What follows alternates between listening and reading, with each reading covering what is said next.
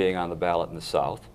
The Democratic Party is the only national political party in the country in 1860, and yet it's badly divided, fractured, and will become even more fractured in the spring of '60 when they meet in all places.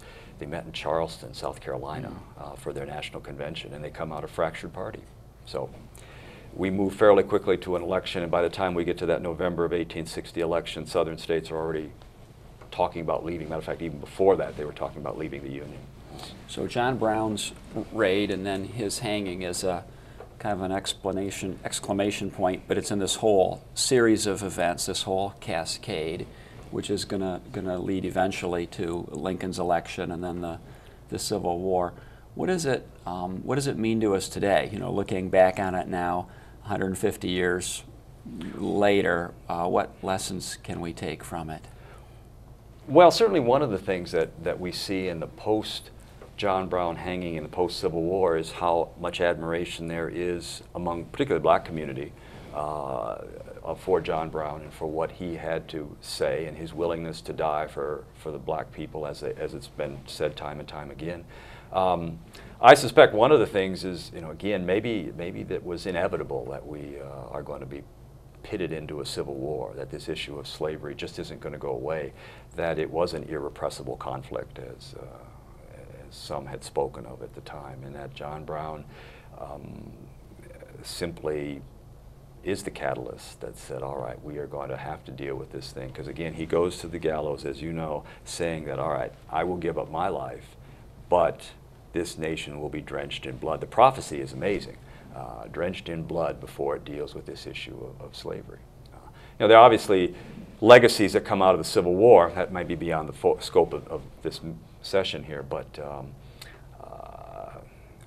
he certainly was an inspirational candidate or inspirational individual, so who had quite a mark. And I don't think, in fact, there's one quote that I remember from a historian that I really like, is they talk about this notion of him being crazy. I mean, clearly the Harper's Ferry raid can't work, but they said this notion of John Brown being crazy is a notion that sticks to him like a barnacle that sticks to the bottom of a boat, right? That notion that this guy, he clearly wasn't crazy, he wasn't insane. There was no way that he was going to succeed. But that wasn't necessarily the goal. And it depends on what we mean by succeed, too, or what I mean by succeed. I mean, did he succeed? I think he probably succeeded beyond his wildest imagination in being the martyr that I think he was aspiring to be. He may not have gone in thinking, I'm going to become one, but it evolves. Do we know any more about his connection to, you know, Michigan leaders of the day or the abolitionist, you know, movement in our state?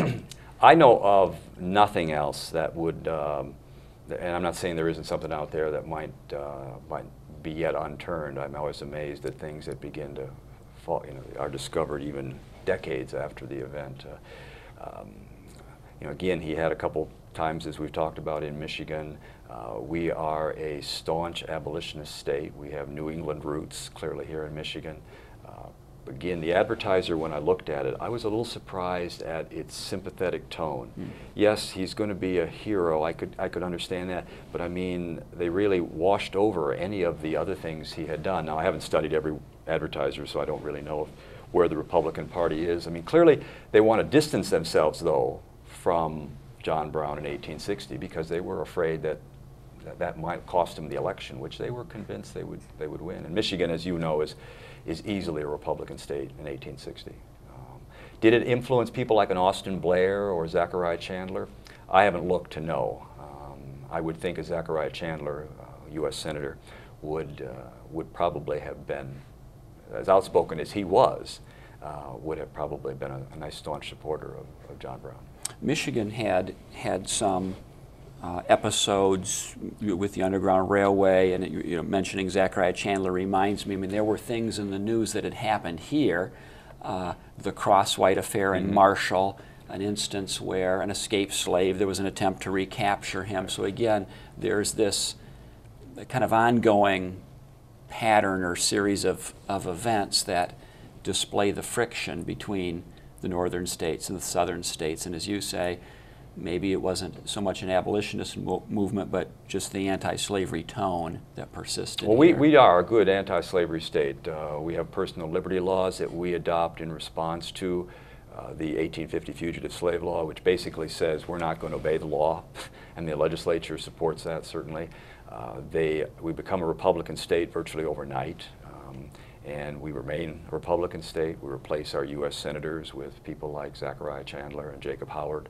Austin Blair wins, Kinsley Bingham prior to that. I mean, not that the Republican Party didn't have diversity or more than just a plank opposing the advancement of slavery, but we are a good abolitionist state, there's no doubt about it.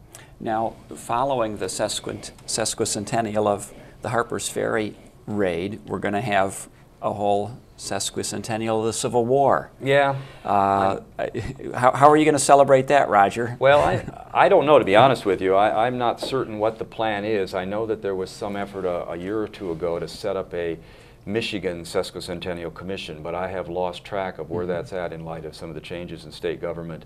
I do not know where we will go. I know some states will be doing some things. I hope we do. Certainly it's an opportunity to remember an important part of our state history. What's really neat, when we did the centennial back in the 1960s, there was a state commission that published a number of booklets. They're called the Blue Books, as you know. They all had blue covers, hence the name.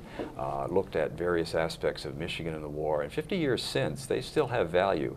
I would like to think that Michigan might find an opportunity. I have been kind of a cheerleader for Michigan in the Civil War for a lot of years because I think we got overlooked, be it at places like the Battle of Gettysburg, where we had 4,000 Michigan soldiers, or some of the other important roles that Jacob Howard, the senator who was the architect of the 14th Amendment, Austin Blair, who is as staunch a Republican governor. He wasn't a big pro-Lincoln guy. Matter of fact, he supported Seward in the Republican candidates or Republican convention of 1860, but certainly did a lot in supporting the Lincoln government once the war started. And so there are some great Michigan stories that don't get really as well told as I'd like to hope they will get told.